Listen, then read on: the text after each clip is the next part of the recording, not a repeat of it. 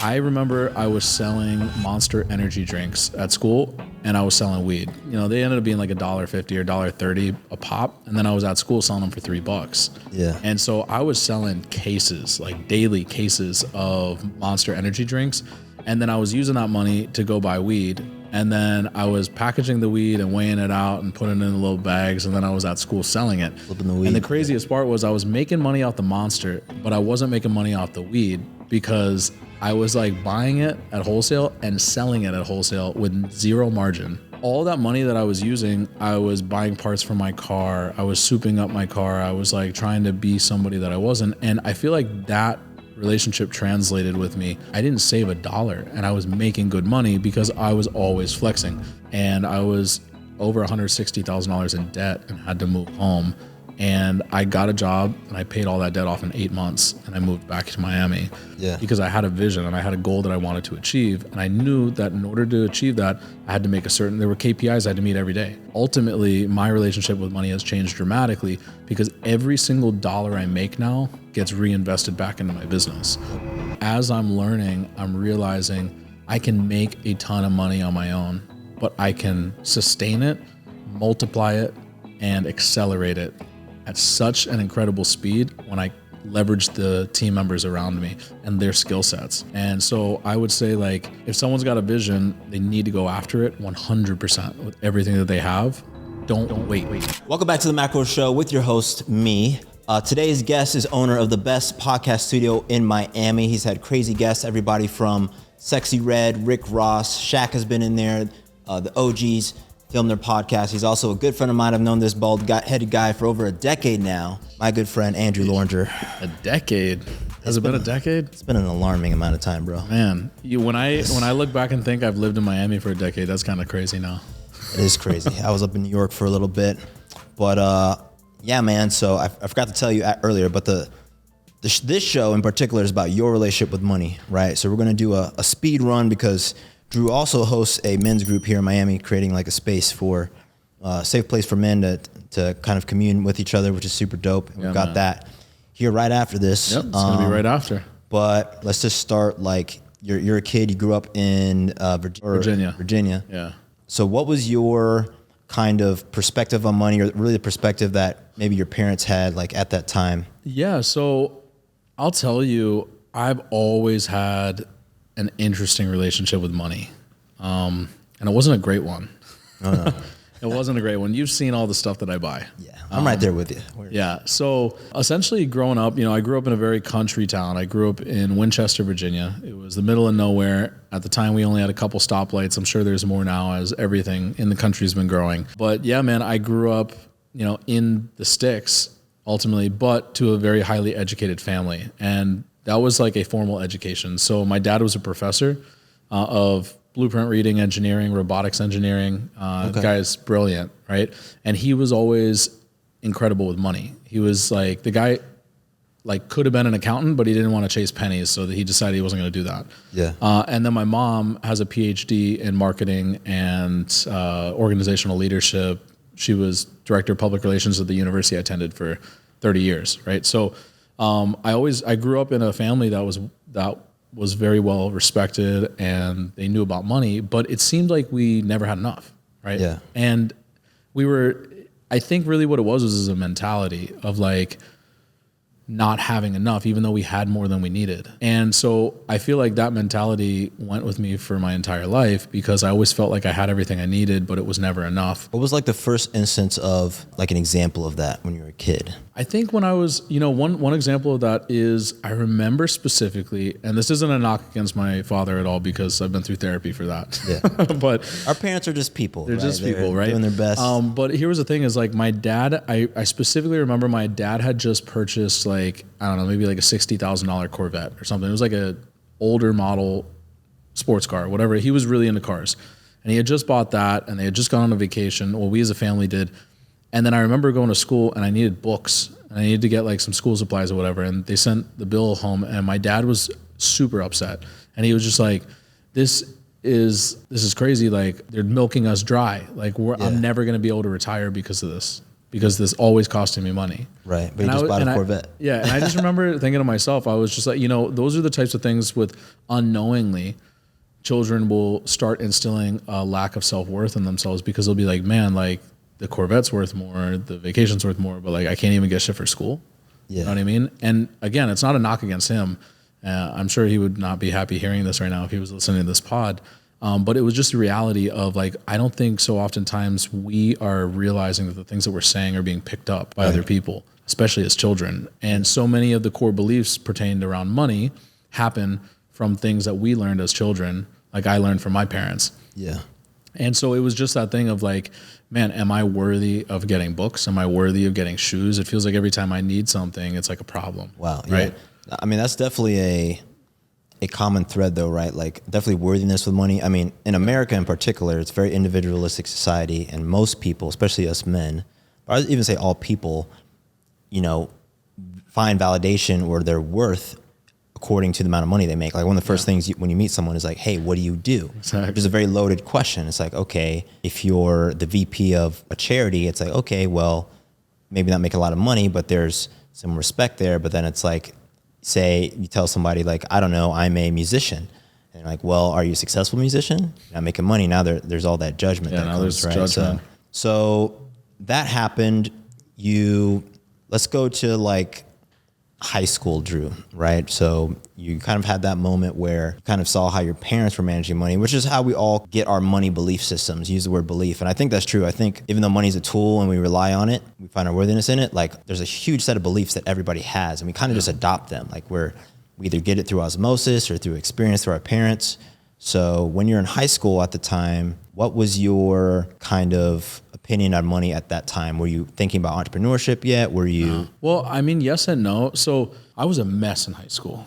Like quite literally the only thing I cared about was just like flexing and flaunting. And that's again, going back to like the whole value and self-esteem thing. Like I wanted to feel some type of self-worth or value. And I thought that was going to come from like being this person that was anything other than me. Right. Yeah. So I was like trying desperately to find myself and go through that motion. I remember I was selling Monster energy drinks at school, and I was selling weed. Yeah. And so that was the thing, is like had the people hooked. Yeah. So I remember I would go with my dad to Costco on a Sunday. That was like his thing. And I would buy packs and packs and cases of Monsters. And I would buy, I think, they ended up being like $1.50 or $1.30 a pop. And then I was at school selling them for $3. Yeah. And so I was selling cases, like daily cases of Monster energy drinks. And then I was using that money to go buy weed. And then I was packaging the weed and weighing it out and putting it in little bags. And then I was at school selling it. Flipping the weed. And the craziest part was I was making money off the Monster, but I wasn't making money off the weed, because I was like buying it at wholesale and selling it at wholesale with zero margin. And smoking some of it. And I was smoking too. Yeah, you were losing money. So, but the funniest part was, because I was selling weed so cheap, and not making, because I was making money off the Monster, so I started selling the weed too. But the weed I had no margin on, because I was buying it cheap and selling it cheap. Everybody's buying weed from me, like everybody, and people started getting upset. People were like, the people that actually sold weed were like, "What is going on? Like, how's this dude selling this shit so cheap?" And it was a problem. And I remember I got jumped in senior year, and they stole all my weed, and I got my ass beat, and I ended up going to. It was just a big problem, man. There were like some kids that played football, and I don't know what the deal was. For some reason, they were not into me. Somebody had, I don't know. It was a whole thing. Yeah. I still think it was over the weed situation. That's probably part of it. I mean, but it was like all that money that I was using, I was buying parts for my car. I was souping up my car. I was like trying to be somebody that I wasn't. And I feel like that relationship translated with me for like a decade after that. Like all through high school, all through college. And even when I moved to Miami, I didn't save $1, and I was making good money because I was always flexing. I needed the nice apartment in the city. I needed to have the nice car. I needed to have the nice watch and all these different things. And it was like, for what, Right. They had no ROI at the end of the day. And the ROI that it got was a negative one that I didn't want, because it was attracting people that were not in alignment with like the real me. Right. So how long does it take? Because like my own experience, like similar, we all kind of have learned these lessons in maybe different ways, but similar lessons, right? About like money. I also sold weed in high school, and the reason I stopped is one of my boys got arrested because they checked his car. I remember it was like junior year, they checked his car and they found like just a ton of weed in his trunk. Dang. They booked him immediately. But then I went to my dealer's house. I think I've told you this story. So me and my boy went to my dealer's house and we go to his basement. And first thing we walk in, I don't know if I tell the story. There's like an AK-47 on the table. And I live in a town called Belleville, right? Which is like, it's not like a crazy town, but like from what I was accustomed to seeing on a daily basis, this is crazy. Like nice house. He had pictures of his family.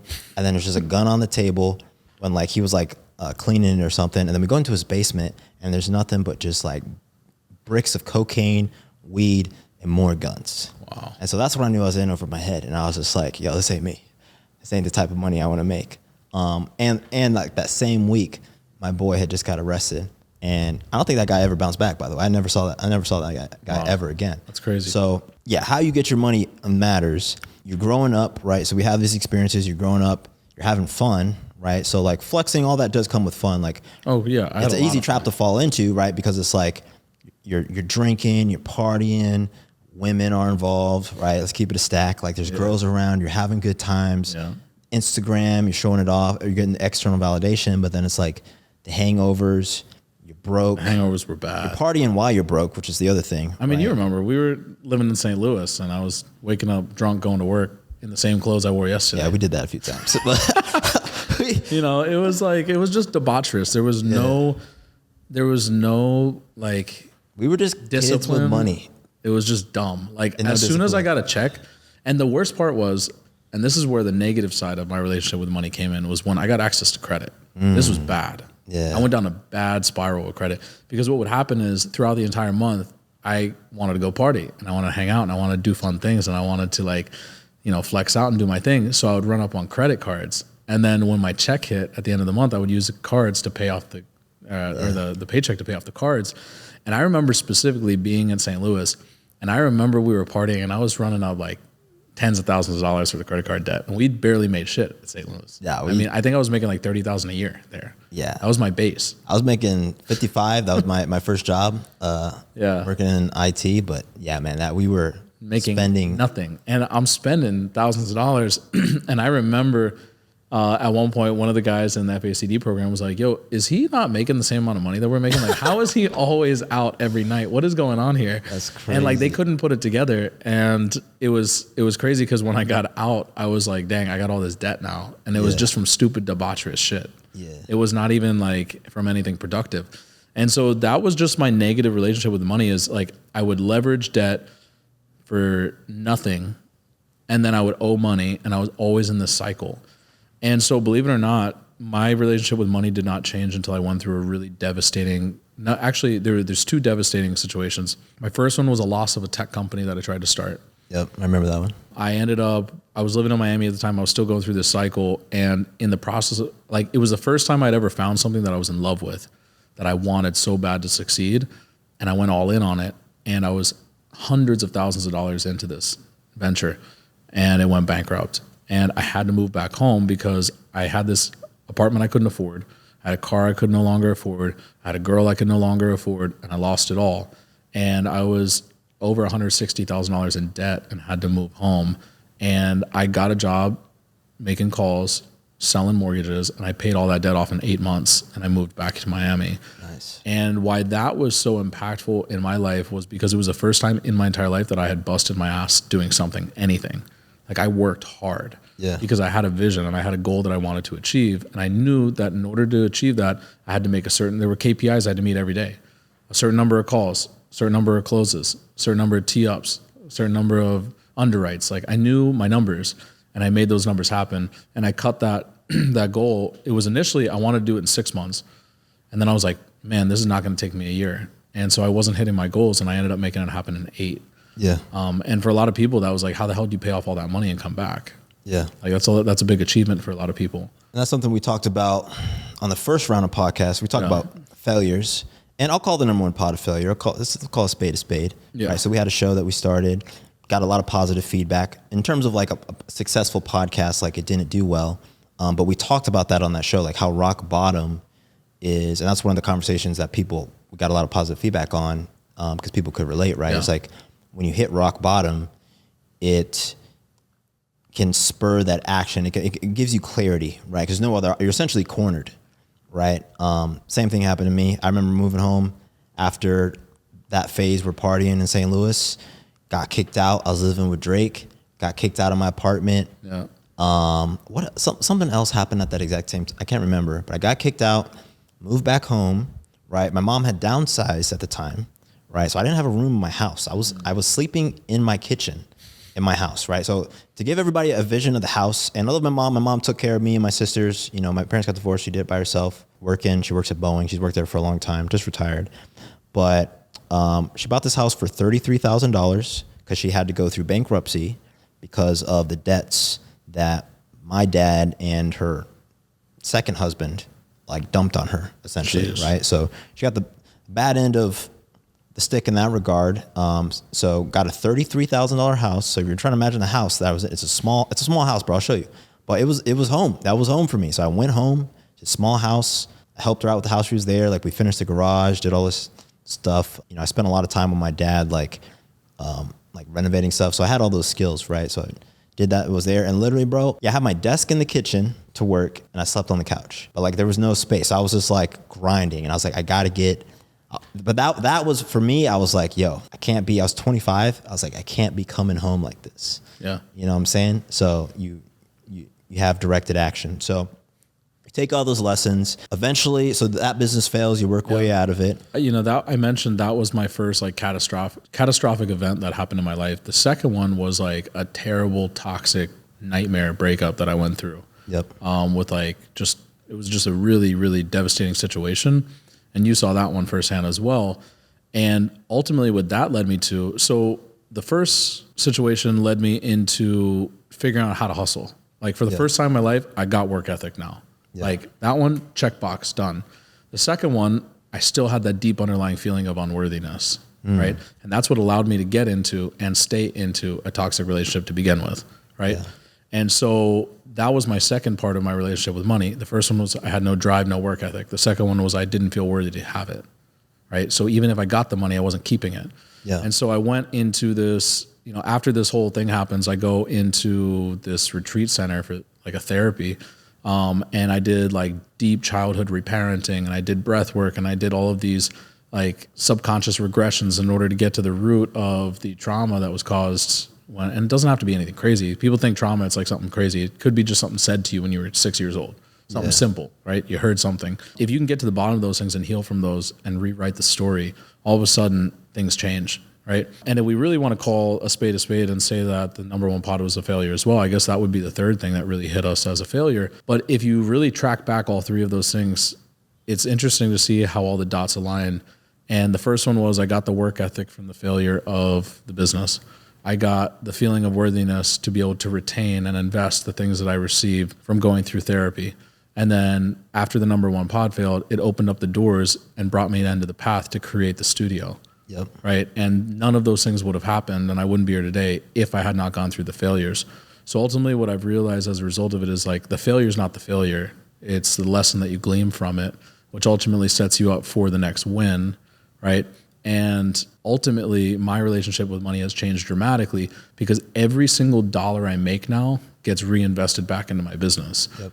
And as a result, my business has achieved some dramatic success that most people see and they're like, how the hell is this even happening? The guys that we were just talking to, they're like, how is this possible?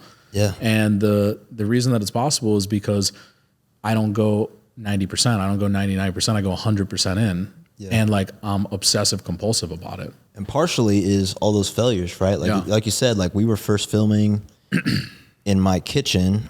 The center cam wasn't a Fuji, it was my iPhone. Yeah. And then I had just the two A6400s. Yeah. And then you do that. And that was a big deal at the time. Right. Right. And like it was exciting. If anything, it's like you call it a failure in the moment because of what we were trying to do with it at the time. But that was 100% the input that got to this, right? The YouTube channel, my YouTube channel failed and then it unfailed, right? I tried to start it, quit for a year. it was just on my heart every single day. I was like, I want to be a YouTuber. Like I can do this shit. Figured it out, right? Because I have a passion I just love talking to people. I love creativity and finance, right? So I was like, I'm going to do it. Figured it out. You know, the studio business never would have happened. If that relationship hadn't blown up, you never would have had the studio business, which led to all types of crazy relationships that we were talking about earlier. Yep. So it's like, you know, in terms of relationships with money, I think everybody has to figure out, again, what the lessons are that they can learn and flip that, you know, get some ROI. This is something I talk about with trading, right? Is you have to, what is the ROI from your loss? Like you have to get something out of every single loss, and it's the same in life, right? It's a little bit harder in life because emotions involved, and it depends on what type of loss you're talking about. But I think it applies in every situation where it's like, as soon as possible is better when it comes to trading. It's like, don't let a bad day just be a bad day. Like you need to figure out what happened, when, and why. But there's always something there was critical. There was a decision, a critical moment, either a decision you made or didn't make that led to that failure. And it's like, you know, for trading, it's like, oh, either just do that or don't do that. And you should make money. And in life, it's like, you just do something else. So eventually, you know, you got, in terms of like your relationship with money now, right? And as it relates to, what are your goals now? And like, how would you describe your relationship with money now, given everything that you've learned so far? My relationship with money is that I now see it as a tool. I see it as a tool to achieve my goals, to get me closer to my vision, to execute on visions when I get them, and then ultimately to buy myself freedom, right? And so I never saw it like that before. I saw it as something I needed. Like I need money because I want to do this and I want to do that and I need this. And now I still see it as that, but it's not coming from a place of like scarcity and need. It's now coming from a place I mean, sometimes it does. Like when you got rent and payroll due and you're looking at your account balance and you're like, how the hell did I go from making $500,000 a year W-2 to how the hell am I going to pay rent? Yeah. And how am I going to make my payroll this month? That's a scary feeling. It's a really scary feeling. And it's in those times where you're like, you might be in scarcity and you're like, I want to give up. But it's like, then you have the month where it's like, man, I just had a client sign up and pay $48,000. Yeah. Like, how did that happen? You know, that's all in the same day. That does relate back to, though. It's very similar, like to when there's something you have to do, it's crazy how you can get it done. Yeah. 100%. Right. Like when you have that debt and it's like, well, guess we're going to pay it off. But when you don't have the debt, when you're doing okay, a lot of people would be like, I can't make 160 grand in a year. 100%. Right. So it's like, so you just work it out. Yeah. So, you know, my thing is now, instead of like being in a victimized mode of like, whoa, this is happening to me, I'm like, yo, how am I going to make this happen for myself? Yeah. How am I going to make this happen? Or sometimes it goes back to even my relationship with God, where I'm like, I just got to rely on him to like, and he provides like crazy. Like that $48,000 that came out of nowhere, that had nothing to do with me. I mean, we gave good service when they came the first time. Yeah. And I mean, that contributed to it greatly, but it was also like, how did that person even come to me? They were referred to through an NFL player. Yeah. You know, who just happened to see us because we were recording somebody else, you know, that he's friends with that plays NBA. So it was like all of these connections happened and we got hooked up with a big producer. So it's like, man, my relationship with money now is it is a tool. It's something that helps me leverage other people and myself in order to make ideas catapulted into the stratosphere. Like if I've got an idea and I need to execute on it, I can do it now flawlessly when I have the resources. And if I don't have them, I need to get them. How do I make that happen? Let's get creative with it. And once you have it, it's really cool to be able to leverage in order to buy yourself out of the position where you have to earn it. Yeah. And so what I mean by that is like, you know, Carla and I are working on something right now where we're like, how do we get this 120 unit property? Yeah. Because if I can get the 120 unit property, the 120 unit property is now paying us monthly in a way where we don't even have to rely on work. And what if you can get 5 of those? And what if you can get 10 of those? And what if you can put yourself in a position where you never have to work again because you were relying solely on residual income and the cash flow of the businesses that you just spent the last year creating? I don't mind sacrificing years if I have to. Yeah. In order to build something that I know is going to sustain me. And you don't always know that it's going to work out. And that's the risk of being an entrepreneur. It could fail tomorrow. Well, I think, something that I've learned is entrepreneurship, especially when you failed enough times, it's like, one, you have the opportunity to meet people who are very successful. Yeah. Right? And one of the most interesting things that you'll find about people who are very successful is like, say an NBA player, right? They make a ton of money, blah, blah, blah, blah, blah. But then you end up in the same room with them and it's just like, we're both here. Dude, and we're both here right now. And you're having conversations about regular shit. Right. Like they're no different. Right. So it's like if the only difference is money, but it's like we're both here right now. What is life really about? Yeah. And that's something that I think about very often, where it's just like the destination, like there is no destination. Like there is like for me, like this, like creating a sustainable business to where it's like so long, like obviously I'd like to make a ton of money, but like even if this is just slightly profitable and there's just enough opportunity to create and buy stuff and like it pays for itself, like that's cool, right? I'm having fun doing that. Yeah. And if I die tomorrow, it's like there isn't like a huge amount of things that I didn't get to accomplish, but there isn't necessarily like if I made $10 million, I wouldn't not do this. Like creating content, having conversations, putting out positive messages, like that's the goal, right? Yeah. That's the destination. And so the journey is, like you said, like when it comes to like committing to something, it's like if you enjoy it, then it doesn't matter where you end up. Money is just like a byproduct of like a good process. And that goes back to really the key of it all is that if you find something you're good at and you enjoy, like the money's gonna come. Yeah. However, it's only gonna come if you are doing it in a way that impacts other people. Right. Either it has to change, it has to positively impact their life, or it has to bring them along for the ride. Yep. And that's the way that you can ensure that money will always flow. One of the things that, I've never said I'm good at investing because quite frankly, I'm not. Carl is amazing at it. You're amazing at it. That's just not something that I was gifted with, right? Can I do it? Sure. Yeah. But I don't care for it. It's just like not really my thing. But what I'm really, really, really good at is making money. Like money just flows to me all the time. Yeah. And that's not an affirmation. That's like the truth. That's like facts. Yeah. Money just literally flows to me from here. You're a connector. All of a sudden, very good, tomorrow I'll get a deal for $4 million on whatever, like down the street. And it'll all of a sudden throw me like a $40,000 check, like a alley-oop. I don't even know how it happens, or we'll get like a big ass client, and something will happen. It just happens. I can't even explain it. It's just a gift. Like the money just flows in. And for the longest time, anytime the money would flow in, it was just blowing it. And now all of that money has been redirected into a path, which is my business. And it's not some guessing game as to why the business has had so much success. It's because the funnel is correct. Yeah. Right. And now what it is like, what's the next play? What's the next offer? This works. We know it works. We've dialed it in. It's good to go, but what's next? And you can never stay in a position where you're like comfortable with what's already working, because eventually what's working will no longer work. Facts. The market changes, consumer buying power changes, consumer thought process changes, the elections freak people the hell out, and all of a sudden their opinions change. Things change. It's just the name of the game. And if you're always working the same funnel and the same thing that's always worked for you and you're in a comfort zone, pretty soon you're going to get uncomfortable because it's going to fail. Something is going to change. And so we always have to adapt with the market, and we always have to adapt with whatever situation is being thrown at us by the economy or by the market. We can't get scared about it. We got to learn how to pivot. And pivoting has been something that we've done very, very, very well. Because again, it goes back to the failure. When shit hit the fan, we didn't stay there. We pivoted and we did something else. Yeah. Right. And so my relationship with money is always changing as a result of that, because I always have to change. Yeah. Because my situation's always changing, because things that I can't control are always changing. And so the adaptability that we have is something that I've been blessed with the ability to accommodate. Yeah, it's super critical. And I mean, that's a good point. I mean, this space was kind of like, yo, let's just do it. Yeah. Just went into it. Here's the thing. We had an idea. We executed on it. The way we executed this space was actually crazy, because we heard about it at drinks. Yeah.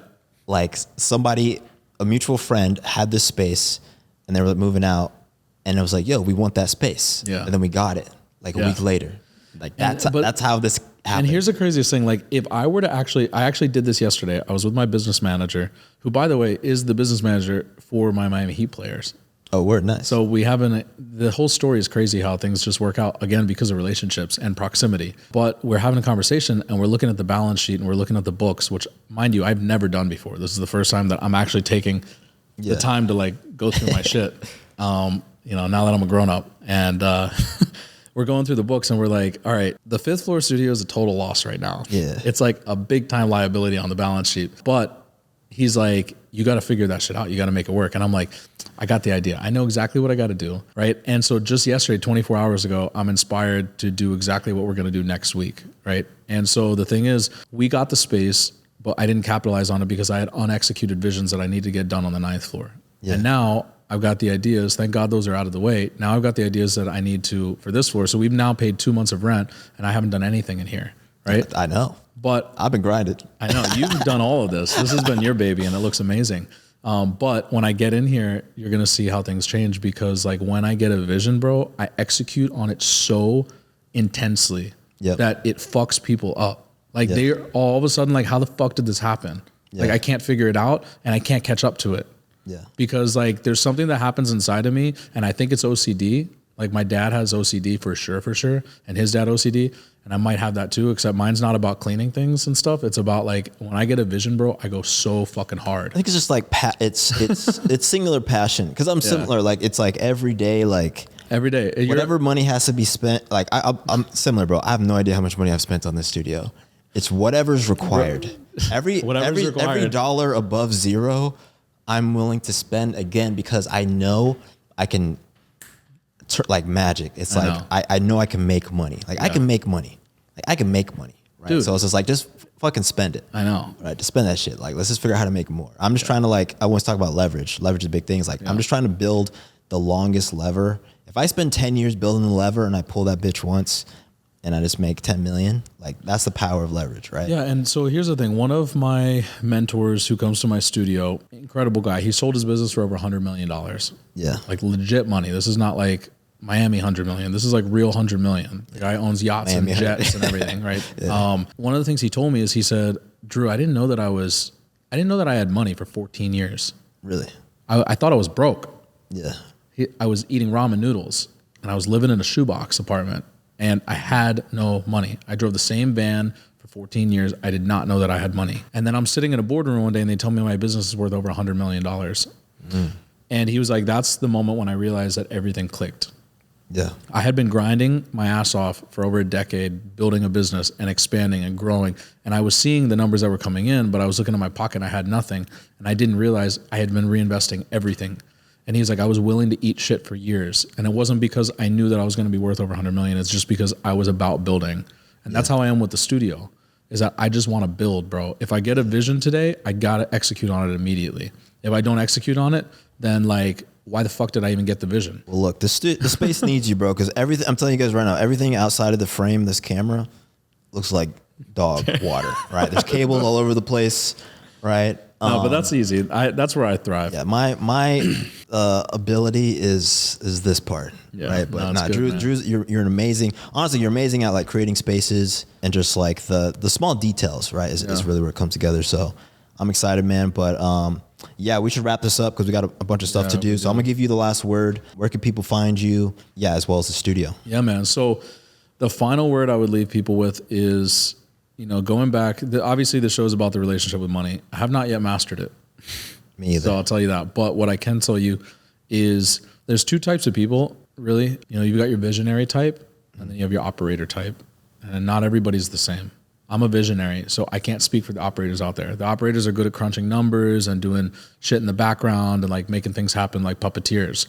I'm not good at that. So what I would say to the person who is that operations type, you might not be able to do it all on your own. You're going to need to find somebody. You might have to partner with somebody that is a visionary type because they're going to have the ability to fill in those spots in order to go far. When you're the visionary type, you need to have somebody that has those skills if you want to go far, because you can only both go as far as you can on your own. But when you come together, the magic that happens and how far you can go, whether it's in your personal life or your business, is unfathomable. And so I would say if you could find that other individual, you can do things on your own, but team, like you will only go as far as the team that you build.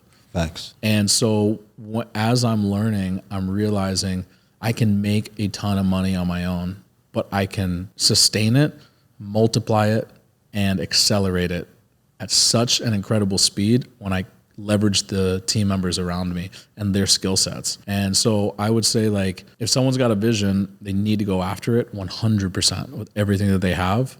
Don't wait. I have someone really close, I won't mention their name, but they've had this idea for a book for 10 years. Wow. 10 years. They haven't written a page. Yeah. And I always hear about this book. I'm like, just do it. Let's write the book. Just write it. Oh, but this and that and like this is happening and there's all, bro, write the book. Yeah. Start the business. Hire the team. Quit the fucking job. Yeah. Get out of the relationship. You might lose everything. It's part of the game.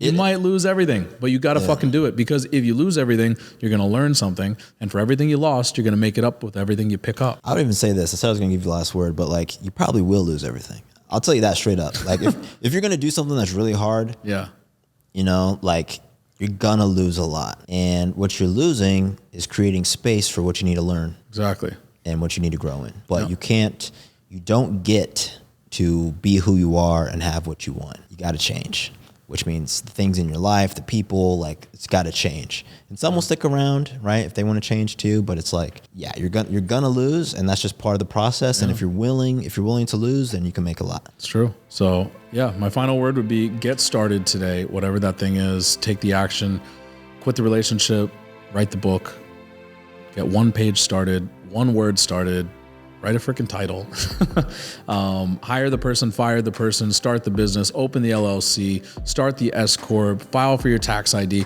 do something today, because something is better than nothing. And if you can just take the first step, you'll be surprised how quickly 1 turns to 10, 10 turns to 100, 100 turns to 1,000,000. And before you know it, you're pretty far.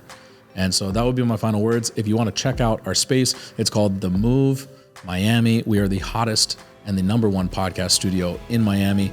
You can find us on Instagram at themove.miami. And if you want to check me out, my Instagram is Drew's The Move. And this was a pleasure, bro. I appreciate you having me on. Thanks for joining us, man. Subscribe to the channel, hit the notification bell, and see you in the next video. I'm never gonna look back, 'cause damn, I was built to last. You move slow and I move fast, and that's facts. Only I can